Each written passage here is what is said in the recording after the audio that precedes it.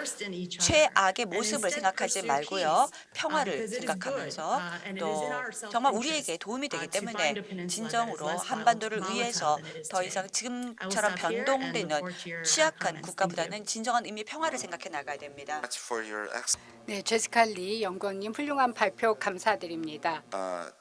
그 특히 미국의 해외 개입에 대한 국내 반대 그리고 특히 청년들의 그 점점 높아지는 미국이 이런 전쟁, 사실상 미국은 늘 America at War이라고 얘기할 만큼 항상 전쟁을 수행해왔던 점을 생각해 보면 굉장히 시사하는 바가 크다고 생각을 합니다.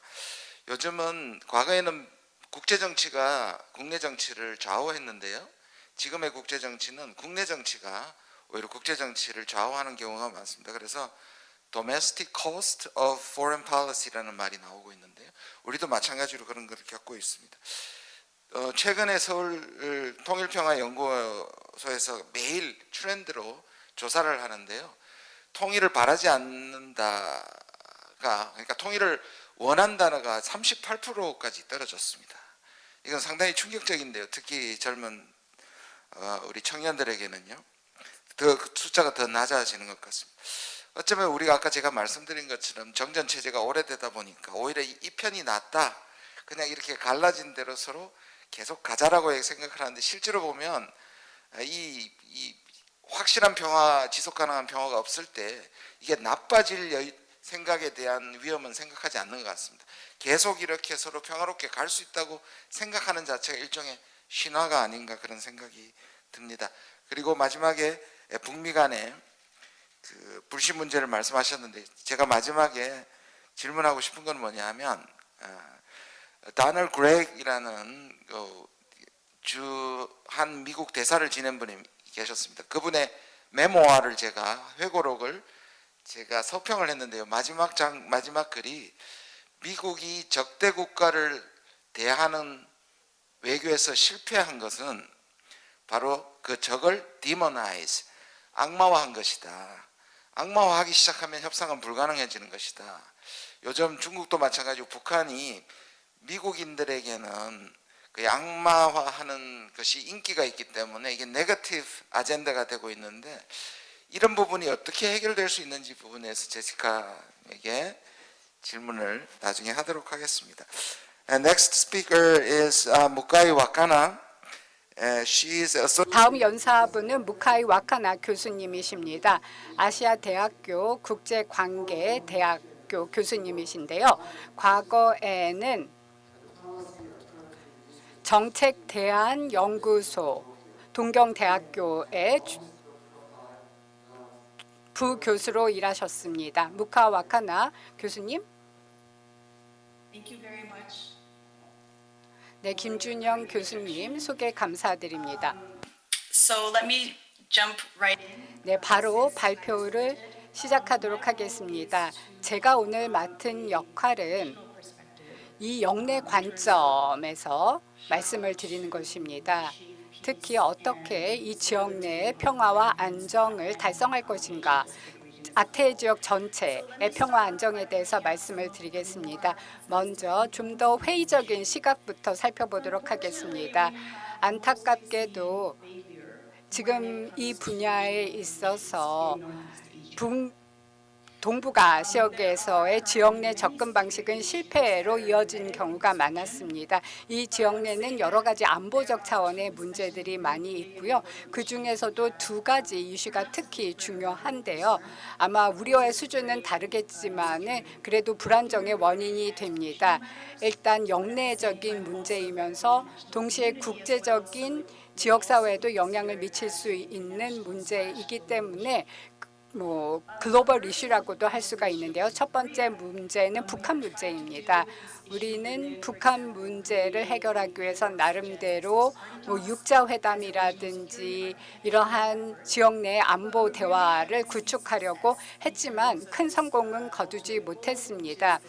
육자회담의 궁극적인 목표는 북한의 비핵화였는데 달성하지 못했죠.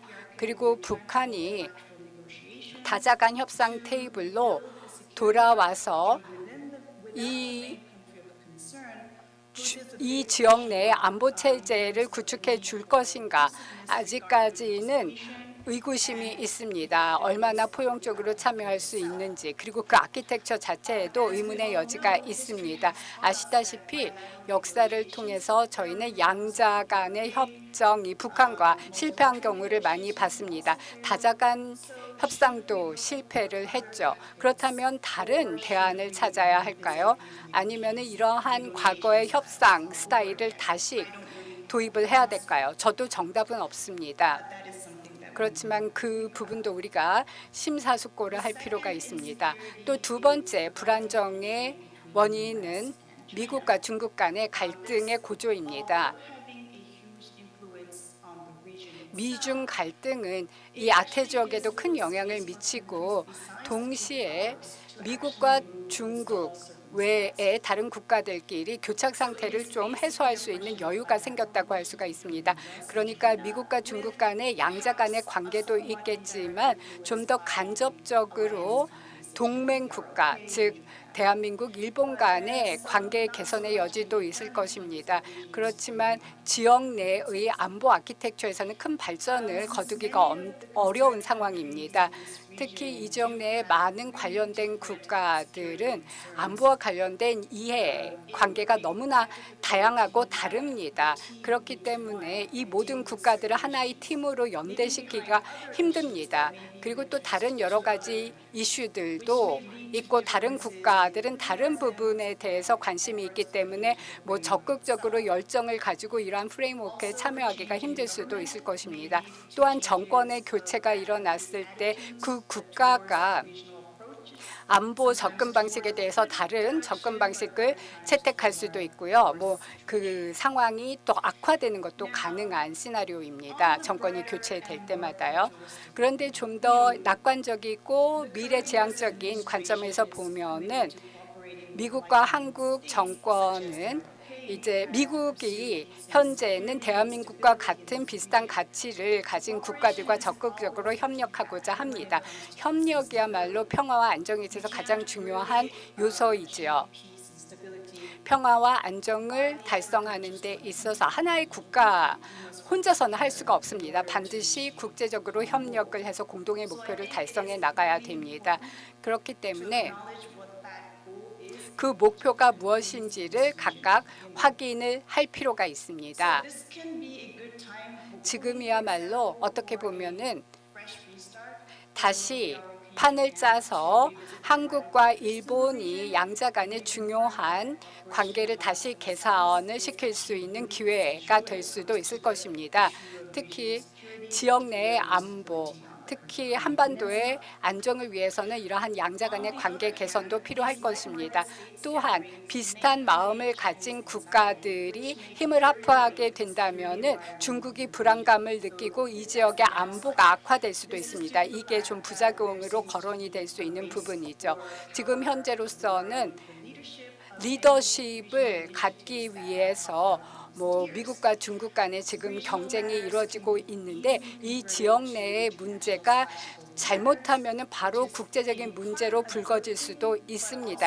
그렇게 된다면 좋은 점도 있겠지만은 상황이 더 악화될 수도 있고 방향을 잃을 수도 있습니다. 그 진정한 목적과 방향성을 잃게 되는 것이죠. 미국과 중국 간의 그 파워 게임에 그 길을 잃을 수가 있습니다. 그래서 그러한 상황이 벌어지는 것을 막기 위해서 이 지역 내의 국가들은 공통의 가치를 다시 한번 상기시켜 봐야 됩니다. 그리고 현재 우려되는 상황이 무엇인지에 대해서도 의견을 나눌 필요가 있습니다. 이게 중요한 이유는 우리 모두가 모든 국가들의 참여를 필요로 하기 때문입니다. 특히 이렇게 영내의 프레임워크에 모든 국가들이 참여를 해야 되고 영내의 프레임워크를 구축할 수 있다 그러면 아주 바람직할 것입니다. 그런데 이게 이 프레임워크를 만드는 게 힘들다 그러면은 일단 소그룹으로 양자 간에 먼저 시작을 한 다음에 다음 단계로 넘어가는 것도 가능합니다. 그래서 젊은 세대, 차세대 분들 같은 경우에는 서로 간에 개인 차원에서 그리고 또 신뢰를 구축하고 또 투표권을 적극적으로 활용을 해서 국가 지도자들에게 일반 대중이 외교 정책에 어떻게 반응하는지를 적극적으로 보여줘야 됩니다. 일본 같은 경우에는 이제 하원 선거가 10월 31일 날 있었는데 교토 같은 경우에는 그 투표권이 너무나 낮았습니다. 20대 같은 경우에는 투표율이 30%밖에 안 됐기 때문에 이 투표율을 좀 높여야 될 것입니다. 그래야지만이 젊은 세대의 목소리를 반영할 수 있을 것입니다. 네, 와카나 교수님 감사드립니다. 근데요. 저는 양자와 다자 회담을 모두 시도해봤지만 실패했다는 말씀을 해주셨는데 우리가 지금 북한이 핵을 가졌지만 94년도에 1차 핵위기 이후에 그것을 해결하는 데 있어서 제네바 어그리먼트는 북미 양자였습니다. 그것이 2002년에 다시 2차 위기가 생겼을 때는 다자회담, 육자회담으로 갔었습니다. 그런데 북한과 사실 미국 두 당사자가 다자회담에 한 생각이 별로 없었고요. 그래서 저는 이 두 가지가 좀 같이 이 컴비네이션으로 할 수는 없을까. 왜냐하면 양자가 깨졌을 때는 다자가 하고 아니면 양자가 성공해도 다자가 추인하는 방식으로 이렇게 투 트랙으로 가야 되지 않겠나는 생각을 하는데요. 이 부분에 대해서 나중에 스피커께서 말씀해 주시면 좋겠고요. 저는 한일 관계가 굉장히 중요하죠. 그리고 한미일, 한일 이런 관계들이 중요한데 지금까지 제가 판단하기는 대체로 북한을 압박하기 위한 협력이 주를 이루었던 것 같습니다. 그렇다면 평화에 대한 이 한미일이 평화 조치에 대한 합의를 확실히 하는 것도 북한을 오히려 효과적으로 변화시킬 수 있지 않는가. 왜냐하면 일단 아까 말씀하신 것 한미일이 압박을 위해서 단결을 하면 중국도 긴장하고 북한도 긴장하기 때문에 안 그래도 불신인데 이 부분이 효과적이지 않았다면 평화연대에 있어서의 어떤 단합된 힘을 보여주는 것도 또 다른 방법이 아닌가 이렇게 생각을 합니다. 예, 마지막 스피커, last speaker is 마지막 연사분 소개하겠습니다. 힌다 펜디 박사님이신데요. 인도 뉴델리 공군 연구센터에서 핵무기 국가 안보 문제를 전문적으로 다루고 계십니다. 현재 공군 관련된 연구를 전문적으로 하고 있고요. 그 외에도 북한의 핵무기 관련된 이슈들 그리고 또 이란의 핵무기 프로그램들을 계속해서 연구하고 계시는 연구원님입니다. 네, 히나 펜디 박사님 시작해 주시기 바랍니다. 네, 시작해 주세요. 감사합니다. 안녕하십니까 여러분. 먼저 진심으로 감사하다는 말씀을 주최 측에 드립니다. 아시아태평양 핵 비확산 군축 리더십 네트워크 측에 감사드리고 또 아시아태평양 영 리더스 포럼을 주최해 주신 주최 측에 감사드립니다. 제가 오늘 발표하고 싶은 주제 바로 목표는 얼마나 국제사회 그리고 또 국제 무대가 평화 그리고 또 한반도에서 핵무기 문제를 해소할 수 있는지 관련돼서 언급하겠습니다. 그 전에 먼저 강조하고 싶은 게 있습니다. 어떠한 토론이든 평화를 촉진하고 또 군축을 추진을 하는 이 사안 자체는요. 어디서 시작하느냐? 바로 공감 능력을 갖고 시작을 해야 됩니다. 현실적인 기대치를 갖고 시작을 해야 됩니다. 평화가 어떤 모양새를 갖게 될지를 먼저 생각을 하고 시작을 해야 됩니다. 왜? 현재 모습을 한번 보세요. 극단적인 접근 방식이 이루어지고 있습니다. 핵무기 북한이 개발하고 있는 사안에 대해서 너무 극단적인 조치를 취하고 있습니다. 그 결과로 지금까지 접근 방법이 대북 핵무기에 대해서 한 번도 성공을 하지 않았습니다. 유엔에서 그리고 또 미국이 계속해서 압력을 가하고 있고 제재 조치를 가하고 있고 또 글로벌 팬데믹에도 불구하고 보세요. 북한은 끊임없이 핵무기를 개발하고 있고 또 관련돼서 계속 핵 무력을 행사하려고 노력하고 있습니다. 여기에 더불어서 또 한번 생각해 보세요. 좀 더 신선한 양자 외교 협상이 필요합니다. 그 말은 다시 말해서 이정표적인 싱가포르 정상회의가 개최가 되지 않았습니까? 미북 간에 또 남북 간에 그렇지만 하노이 이후에 모든 게 다 중단되어 버렸습니다. 그렇다면 어떻게 이러한 핵무기 외교가 어떻게 다시 시작할 수 있을까요? 바이든 행정부는 계속 본인들의 의지를 피력하면서 핵무기 외교력을 행사하겠다, 한번 해보겠다, 대화를 하겠다, 그리고 이해 공통 관심사를 좀 더 공유하자, 포괄적이고 또 불가역적인 또 검증 가능한 군축을 하자라고 이야기를 했었습니다. 그런데 문제는요, 최근 들어서 어떠한 북한 측의 어떤 징조가 보이지가 않습니다. 핵 외교와 관련돼서 뭔가 참여를 하겠다는 의사도 보여지지 않습니다. 그렇다면 우리가 어떻게 이해를 서로 공유할 수 있을까요? 그리고 또 이해를 공유한다라고 할 때는 이 군축과 관련돼서 어떻게 이해를 서로 공유할 수 있을까요? 그러면 첫째, 먼저 우리가 어떤 여정을 가야 될지를 이해하고 또 이 군축이라는 이 용어에 있어서 이해를 먼저 공유해야 됩니다. 끊임없이 의견 교류를 해야 됩니다. 의견 교류를 통해서 서로를 이해할 수 있습니다. 특히 적극적인 당사자, 이 적극적인 당사자는 바로 유일한 대화 채널을 책임지고 있는데요. 지금 제대로 역할을 하지 못하고 있는 것 같습니다. 이러한 맥락에서 양자 간에 있어서의 핵 외교가 부족하고 또 협상력이 제대로 행사되지 않은 이 시점에서 얼마든지 기회의 여지는 있습니다. 국제사회가 끼어들어서 뭔가 역할을 할 수 있을 것입니다. 그래서 제가 세 가지 제안을 드립니다. 이 세 가지 감히 북핵 문제에 대해서 솔루션, 해법이라고 말씀드리겠습니다. 계속해서 우리는 외교적인 노력을 기울여야 됩니다. 동시에 인게이지먼트, 관여와 참여가 있어야 됩니다. 국제 파트너가 계속해서 관여하고 참여를 해야 됩니다. 이 두 가지 정도가 이루어지면서 동시에 좀 더 높은 차원에서 고차원적으로 관련 당사국들이 뭐 P5+1이던 P5+3던 이러한 모종의 어떤 체제가 만들어냅니다. 제가 말씀드렸던 이 3단계적인 접근 방식을 취해야 됩니다. 그리고 JCPU, 대화, 외교 이 두 가지가 돌파구적인 역할을 현재의 도전 과제를 극복하게 도와줄 것입니다. P5+1이던 P5+3던 이 자체를 통해서 우리가 군축을 해결할 수가 있을 거고요. 그 다음에는 외교력을 행사해서 보다 나은 이해를 도모하고 목표를 서로 공유하고 서로 이해를 하는 것입니다. 예를 들어서 북한이 만약에 핵무기 테스트를 했다라고 한다면 직접적으로 메시지를 전달하기보다는요, 이제 외교력을 행사해서 어떻게 이 문제를 대처해 나갈지 생각을 해야 될 거고요. 그다음에 리저널 포럼이든 국제기구든 같이 한자리에 모여서 같이 경제적인 원조도 해주면서, 왜냐하면 이런 경제적인 원조를 받으면요 혜택이 되고요.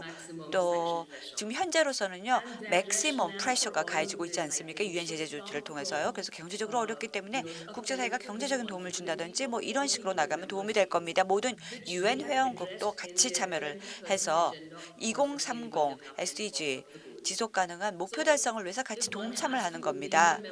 다시 말씀을 드리면 누구든지 유엔 회원국들 중에서 지속 가능한 개발 목표를 2030년까지 달성하기를 원한다라고 한다면 기아를 되찾하고 웰빙을 도모하고 또 경제 성장을 달성하기 위해서 반드시 북한을 같이 포용해 줘야 됩니다. 이게 바로 북한이 할 수 있는 것이고요. 그리고 유엔 회원국들이 같이 이해를 공유할 수 있는 방법이라고 생각합니다. 따라서 우리가 관심, 포커스를 약간 방향을 틀어서 SD 쪽으로 한번 맞춰보시기 바랍니다. 분명히 SDG를 통해서 모종의 평화와 관련된 협의도 이루어질 수 있습니다. 다시 한번 강조드립니다. 북한도 지금까지 의지를 표명해 왔습니다. SDG 참여하겠다, SDG 추진하겠다라고 했습니다. SDG 목표 17개 중에 하나가 무엇입니까? 회원국이 반드시 효과적인 파트너십을 구축해서 SDG를 달성하자라는 조항이 들어가 있습니다. 그런데 북한이 하겠다, 의지가 있다라고 말씀을 해주었기 때문에 북한을 같이 끌어들여야 됩니다. 자, 마지막으로 하나만 더 말씀을 드리겠습니다. 가장 중요한 것은 바로 핵 관련돼서 현재 퍼지고 있는 이 위험한 사태를 우리가 없애야 됩니다. NPT 다시 동참하게 한다든지 핵 위기를 해체해야 된다든지 해서 모든 이 핵과 관련된 상태를 정상화해야 될 것입니다. 국제사회는 그냥 아무것도 안 하고 옆에서 방관자처럼 쳐다보면 안 됩니다. 이제 모두 다 참여하고 왜냐하면 자칫 잘못해 인간 개발에 저해가 될 수 있기 때문입니다. 감사합니다. Pandy, I think she 여러 가지 이 처음에 했던 부분이 굉장히 인상적이었는데요. 결국 empathy, 공감이 굉장히 중요하다는 말씀을 하셨고 상대방을 punish 해가지고 성공한 예가 없다는 부분도 인상적이었습니다. 그리고 사실 제가 지금 패널 온라인에서 질문하는 부분이 있었는데 그 부분을 약간 이미 설명을 해주신 것 같습니다. 그 질문이 뭐였냐면 이 한반도의 평화를 가져오기 위해서 어떤 층위에 그러니까 글로벌이냐 리저널이냐 또는 바이레럴이냐 유니래터럴이냐 이런 층위를 물어보셨는데 우리 이나 팬디 선생님께서는 역시 멀티 채널을 동시다발적으로 가동할 필요가 있다. 특히 UN이나 NPT나 이런 것들을 다 얘기해 주셨습니다. 저도 마지막에 또 질문을 드리고 싶은데요. 지금 그 엠퍼티 저는 우리가 아직도 북한에 대한 신화가 하나 있는데 그게 뭐냐면 북한은 늘 잘 먹고 그리고 입밥에 고깃국이라고 얘기를 합니다. 그게 50년 전에 북한이 제일 바라는 게 잘 먹는 거다.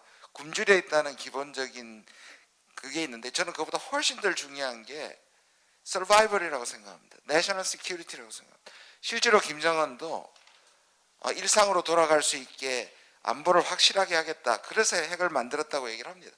북한 입장에서 보면 한국이 북한보다 엄청나게 체제 경쟁에서 우위라서 북한보다 40배 내지 50배 잘 살고 무기 수준도 핵만 빼고는 비교가 되지 않는 데다가 세계 1위의 국가인 미국과 동맹을 가지고 있고 적어도 북한 문제에서는 같은 길을 가고 있는 일본 3자가 자신을 노리고 있다고 생각해 보면 북한이 느끼는 엄청난 생존에 대한 불안을 이해할 수 있지 않겠는가 그렇게 생각을 해 봅니다. 지금 저희가 한 15분 정도 남았다고 지금 나오는데요.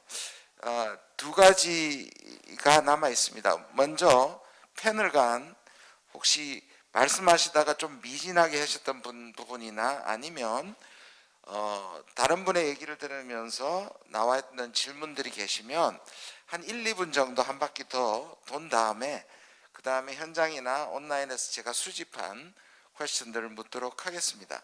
임원정 교수님. 네. 네, 감사합니다.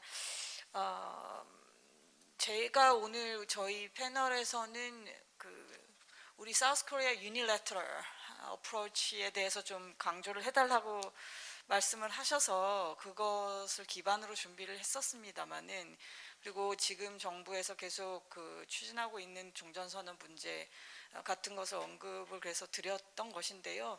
저는 이제 여러 다른 글을 통해서나 발언할 기회가 있을 때 한국의 방금도 말씀드렸듯이 한국의 의지 매우 중요하고 우리가 당연히 당사국이기 때문에 그렇습니다마는 그럼에도 불구하고 더 중요한 것은 지금 우리 김주영 좌장님께서 말씀하신 것처럼 모든 외교적 수단을 다 활용하려고 하는 노력을 우리의 외교 역량을 다 10분 이상 발휘해서 해야 한다고 생각합니다. 특히 최근에 좀 유럽 국가들과의 좀 움직임들이 보이는 것도 저는 개인적으로 굉장히 고무적으로 봤습니다만 기존에 우리가 너무 틀에 박혀 있는 사고들을 조금 그 박스에서 좀 나와서 해야 하는 어떤 어프로치들도 시도를 해볼 필요가 있다. 물론 회의적인 시각들이 있고 종전선언에서도 마찬가지고 다 그 회의론들이 팽배하게 있습니다만은 그럼에도 불구하고 그냥 앉아 있을 수 없는 것이기 때문에 우리로서는 정말 이 우리의 운명을 건 이 승부에 정말 우리의 외교 역량을 정말 다 10분 거듭 말씀드리면 10분 이상 사용해서 최대한 협력할 수 있는 룸들을 만들어야 한다고 생각하고요. 북한의 입장이라고 하는 것은 글쎄 입장을 바꿔서 생각하면 글쎄 그러기도 하겠습니다만은 그럼에도 불구하고 이 핵이라는 문제가 해결이 되지 않으면 어떤 다른 것으로부터 이렇게 바텀업으로 간다고 저는 생각할 수가 없습니다. 그 부분만큼은. 다른 무슨 예를 들면 경제활동이 뭐 오고 가고 하는 것이 누적이 돼서 궁극적으로는 될 것이다라기보다는 결국은 우리 지금 이 상황에서는 기승전핵이기 때문에 이 부분은 역시나 미국의 의지가 가장 중요하고 그 부분에 대해서도 거듭 다시 한번 이 자리를 빌어서 좀 강조하는 것으로 하겠습니다. 네. 네, 감사합니다. 그다음에 우리 제시카 선생님, 제가 아까 드린 질문 포함해서요. 지금 그 북한을 디모나이징하는 것이 미국의 전체적인 여론인데 이것을 도대체 어떻게 바꿀 수 있을까 하는 부분도 포함해서 혹시 추가 코멘트 있으시면 해주시기를 바랍니다. 제시카. Sure. Thank you. Oh, apologies. Thank you for those questions. 네, 질문해 주셔서 감사드립니다. 아까 제가 말씀을 드렸던 것처럼요. 전적으로 동의합니다. 북한을 인간으로 보지 못하는 것은 거대한 실수고 거대한 과제입니다. 반드시 극복해야 됩니다. 미국은 전 세계에 있는 많은 국가들과 관계를 형성하고 있습니다. 물론 저희가 공동의 가치를 공유하지 않는 국가들도 있습니다. 사우디 같은 경우 사우디가 여성을 대하는 방법에 대해서 찬성하지 않지만 관계를 형성하고 있고 또 의견 차이가 있음에도 불구하고 같이 일을 하고 있습니다.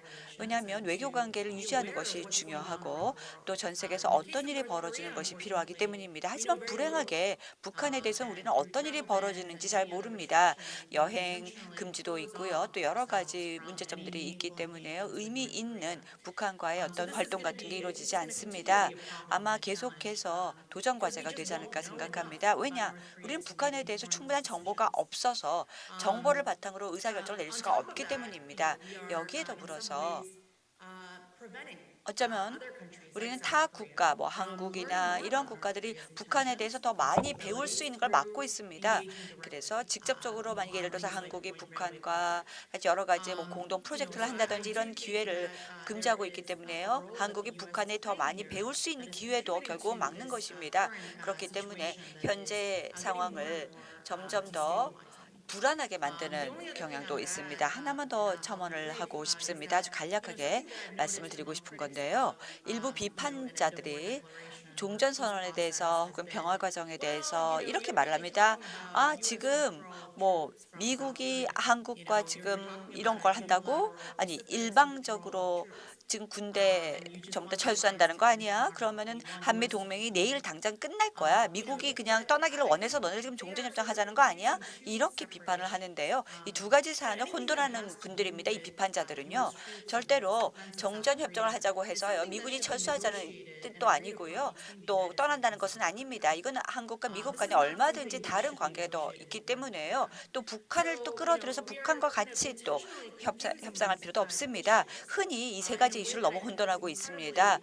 그렇다면 이거는 절대적으로 도움이 안 됩니다. 사람들이 의도적으로 뭐 종전 협상과 또 평화 협정 이 두 가지는 완전히 다르거든요. 종전 협정과 이걸 대체로 평화 협정을 도입한다는 건 완전히 다른 이슈인데 이걸 헷갈려합니다. 따라서 일부 사람들은요, 우리 지금 너무 빨리 가는 거 아니야? 지금 70년이 지났습니다. 그런데 지금 빨리 간다고요? 종전 협정을 평화 협정으로 가는 게 빠르다고요? 이건 아니죠. 제가 보기에는요, 이런 말들은요, 너무 지금 기한이 너무 흘렀잖아요. 70년 만에 하는 건데요. 그래서 더 이상 빠르게 갈 수 없을 만큼 지금 너무 지연됐습니다. 그리고 또 종전협정을 하자고 해서 그게 절대로 지금 와서 그러니까 평화협정을 바꾸자고 해서요. 미군 철수를 요청하는 것도 아닙니다. 그리고 또 추가적으로 뭐 한국에게 압력을 가하는 것도 아닙니다. 물론 합법적인 우려가 될 수 있습니다. 하지만 여러분들 대중 의견 조사를 한번 보세요. 한국인들이 뭘 원하죠? 미군이 주둔하기를 원합니다. 완전하게 한반도에서의 안보 사태가 탄탄해질 때까지는 미군이 있기를 원합니다. 그래서 평화 과정 자체를 평화 협정으로 가는 것들을 절대로 헷갈려하지 마시기 바랍니다. 우리가 지금 왜 종전협정이 평화 협정으로 가야 되는지 이런 이야기를 왜 하는지 이해를 해줘야 됩니다. 한미 동맹 관계는 계속 유지가 될 것이고요. 또 미국이 있는 한 뭐 동맹이 유지된다 이런 것도 또 아닙니다. 지금 이걸 걱정할 때가 아닙니다. 걱정할 일이 훨씬 더 많고요. 해야 할 일이 산적해 있습니다. 긴장을 완화해야 될 일도 있고요. 그리고 또 신뢰를 구축하는 일이 지금 너무나 진전이 없기 때문에 신뢰 구축에 우리가 몰두를 해야 됩니다. 감사합니다. 다음은 우리 묵가이 와카나 선생님한테 질문하겠습니다. 아까 말씀드린 것처럼 엑스트라 코멘트가 있으면 해주시고요. 제가 질문했던 부분이 한일 관계가 개선돼야 된다는 것은 전적으로 동의를 하지만 지금까지 한미일 또는 한미일이 북한을 압박하는 부분에 있어서는 굉장히 효과적이었지만 같이 확실하게 평화적인 부분에 대해서 합의를 하고 북한한테 하는 부분은 조금 약했던 부분이 있는데 이걸 두 가지 다 사용하는 것의 문제에 대해서 한번 답을 해주시면 고맙겠습니다. 네. 네, 김준영 교수님 훌륭한 질문 감사드립니다. 근데 굉장히 어려운 질문 해주셨는데 저도 당장 답변을 드리기는 힘들 것 같지만은요. 평화적으로 하는 것이 외교적인 방법인가? 그렇다면은 외교적인 방법을 통해서 북한과 뭐 협상은 아니더라도 상황을 좀 개선시킬 수 있는 노력을 해볼 수도 있을 것입니다. 그런데 그러한 노력도 결국 앞서 팬디 박사님이 얘기를 하셨듯이 공감 측면에서 생각해 봐야 될 것이고 또 어떤 경우에는 압박이 필요할 수도 있을 거라고 생각이 듭니다. 당근과 채찍은 항상 같이 가야 되는 것이죠. 둘 중 하나만 선택해서는 안 될 것입니다. 그래서 항상 스마트하게 당근과 채찍을 적절한 타이밍에 사용을 가면서 나아가야 할 것입니다. 평화적인 움직임과 또 약간의 압박 그리고 국제사회 전체가 이렇게 평화와 압박을 같이 사용을 하면서 전 세계적으로 북한에게 단일의 목소리를 들려주는 게 매우 중요할 거라고 생각이 됩니다. 또 저도 제 동료분께 질문이 있는데요. 선호분들께서 신뢰의 중요성에 대해서 말씀을 해주셨고 또 상호 신뢰 구축이 필요하다라고 얘기를 해주셨는데 여러분들이 보시기에 우리가 신뢰를 어떻게 구축할 수 있을까요? 이 많은 국가들 사이에요.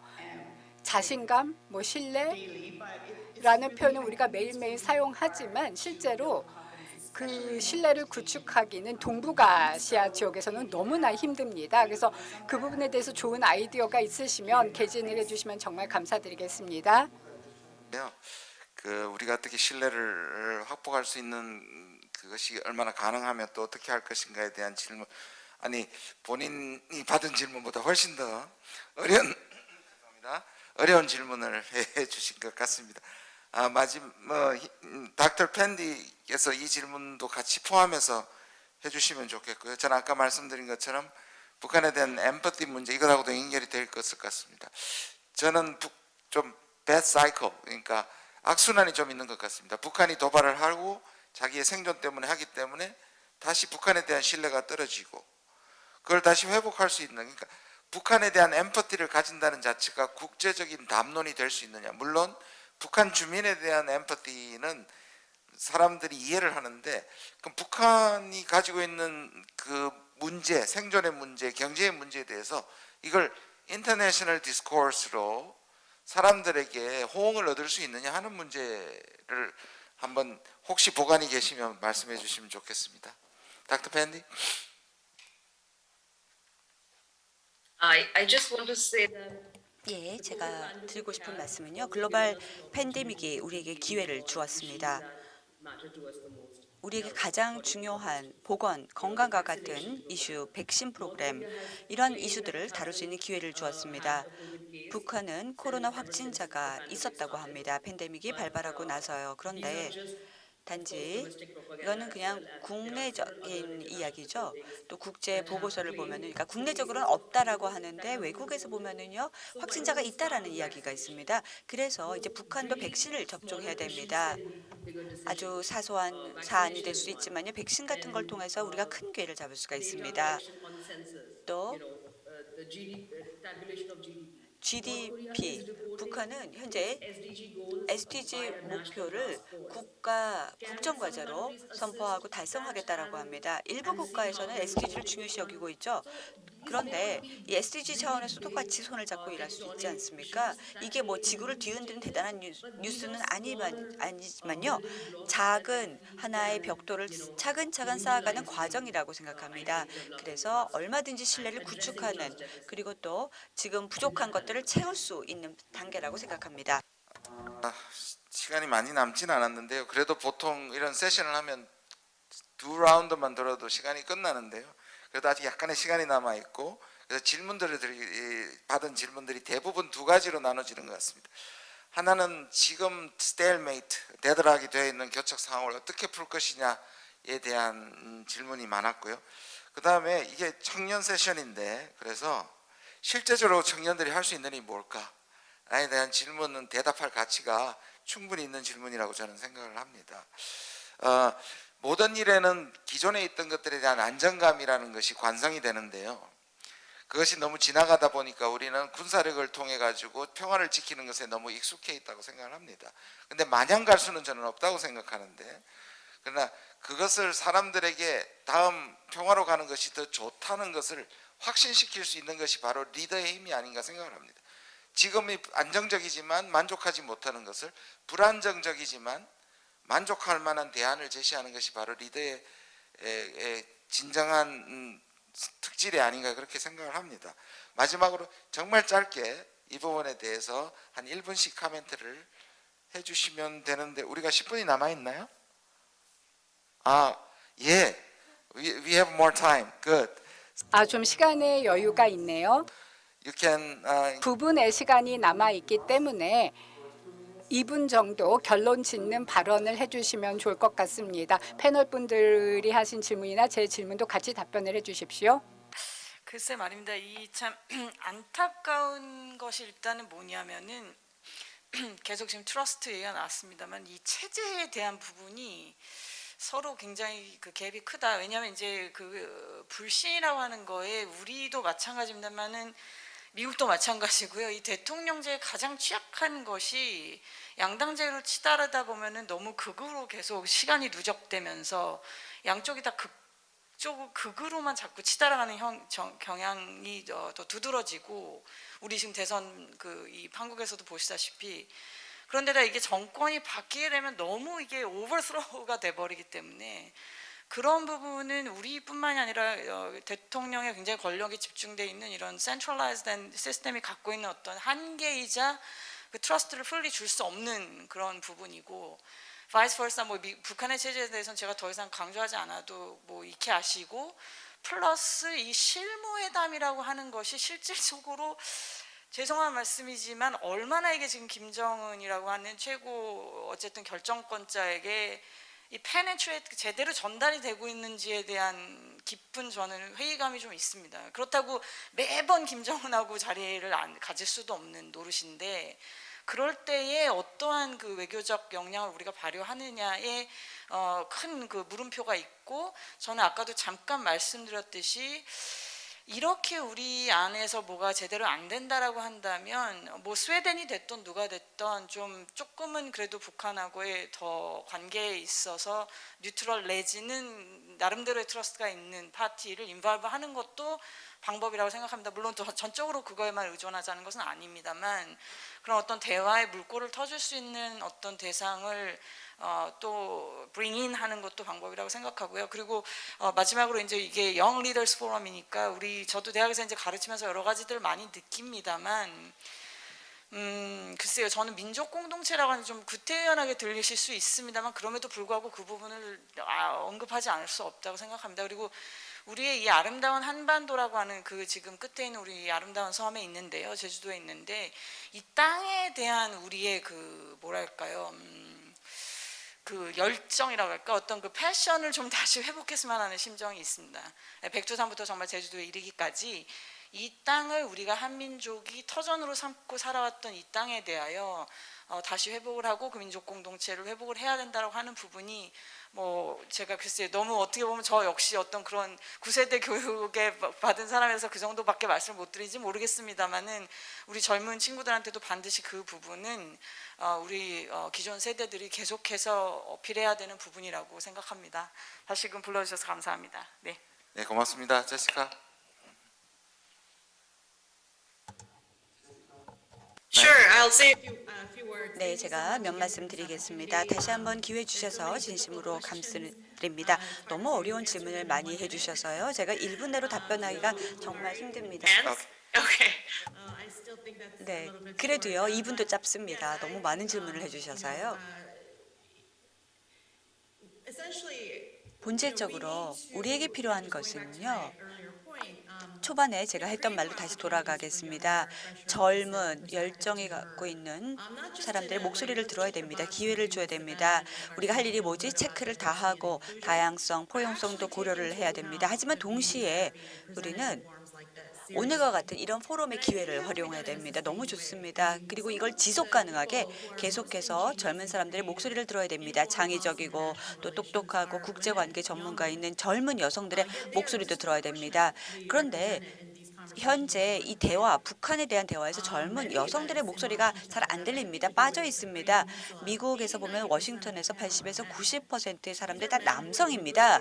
남성들이 북한과 과거에 협상을 했거나 그리고 상처를 받았던 사람들, 그러면서 굉장히 좀 냉소적이고 비판적인 그러한 사람들이요. 대북 정책에 대해서 관여를 하고 있습니다. 미국 워싱턴에서는요. 그래서 제 생각으로는요.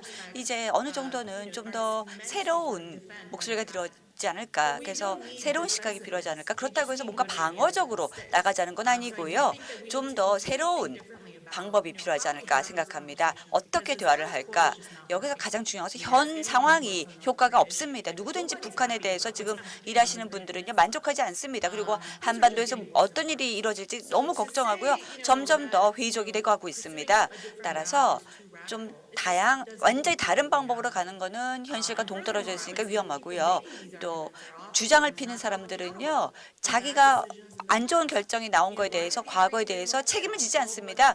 왜 지금 프레임워크가 실패했죠? 한반도 안전개발기구나 이 모든 게 다 실패했죠? 육자유대면 실패했죠? 이거 내 책임 아니야? 이렇게 하고 있습니다. 지금이야말로 진솔하게 뭐가 어떤 일이 일어났고 역사는 어땠지? 왜 실패했지? 이러한 것에 대해서 배우고 교훈을 삼고 그리고 끊임없이 미래를 향해 나가야 됩니다. 그러니까 세상은 지금 말만으로 대처가 되지 않습니다. 다른 사람을 모르면 대처가 되지 않습니다. 진솔한 대화가 필요합니다. 왜냐하면 이 이슈가 너무 심각하고 너무 진중하고 또 어떤 마술과 같은 사고방식 그냥 이건 우리가 할 수 있는 일 다 해서 우리 몰라 이제 더 이상 할 거 없어 이건 사실이 아니기 때문입니다. 다음에는 바로 해주시죠, 닥터 무카이. Thank you very much. 네, 감사합니다.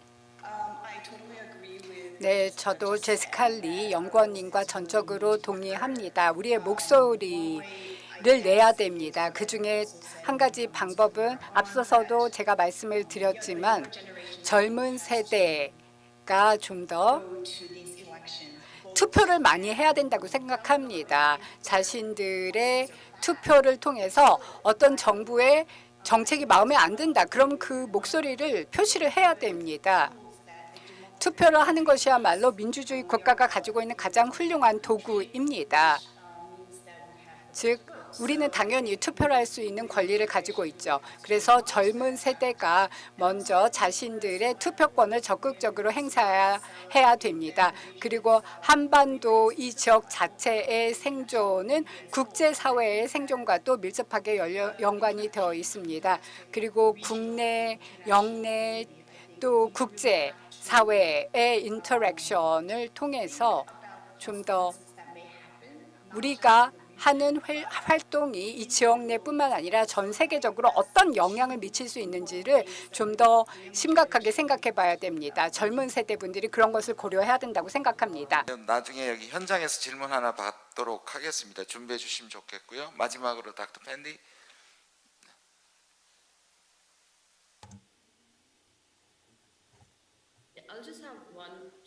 네, 아주 짧은 코멘트 하나만 하겠습니다. 제 발표에서 말씀을 드렸는데요. 현 고착 상태를 피하기 위해서는 다자를 참가시키는 것입니다. 여러 당사자들이 같이 동참을 하는 겁니다. 그러면 분명히 대안이 될 수 있는 채널이 열려서 같이 의견을 교류하고 목표를 공유하면서 끊임없이 새로운 방향으로 나갈 수 있습니다. 그렇다면 청소년들이 어떻게 기여를 할 수 있냐고요? 영 리더들이요. 대외 정책에 대해서 한국에 대해서 공부를 하고 또 단순하게 현실적인 렌즈를 끼고 현실을 보는 것 외에도 좀 더 건설적인 차원으로서 펠로우십을 한다든지 이렇게 좀 더 이해를 도모하는 겁니다. 스칼러십 같은 것도 방법입니다. 그래서 이슈를 사안 문제만 너무나 편협된 생각으로 보지 말고 포괄적으로 연구를 하고 이해를 하는 겁니다. 마지막으로 분명히 한국에 이런 개념이 있습니다.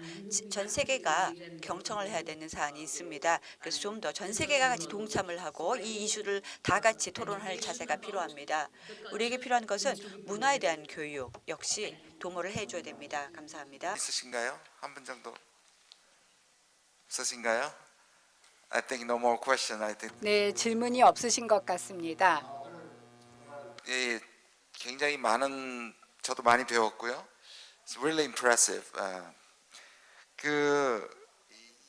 이런 것 같습니다. 국제정치학계 젠더 폴리틱스라는 분야가 있는데요. 아까 우리 제시카 선생님 말씀하신 부분을 들으면서 생각이 났습니다. 전쟁, 무기, 샌션, 제재 이런 것들이 굉장히 남성적인 용어다.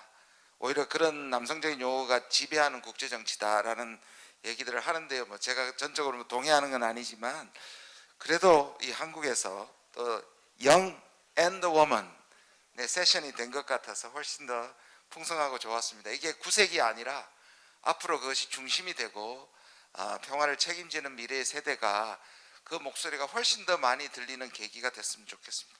제가 모두에 말씀드린 것처럼 그런 이 제주 유스 포럼이 앞으로 그렇게 발전하기를 기원하면서 오늘 끝까지 경청해 주셔서 감사합니다. And thank you very much for the 참여해 주신 네 분의 패널 분들의 의견과 제안에 감사드립니다.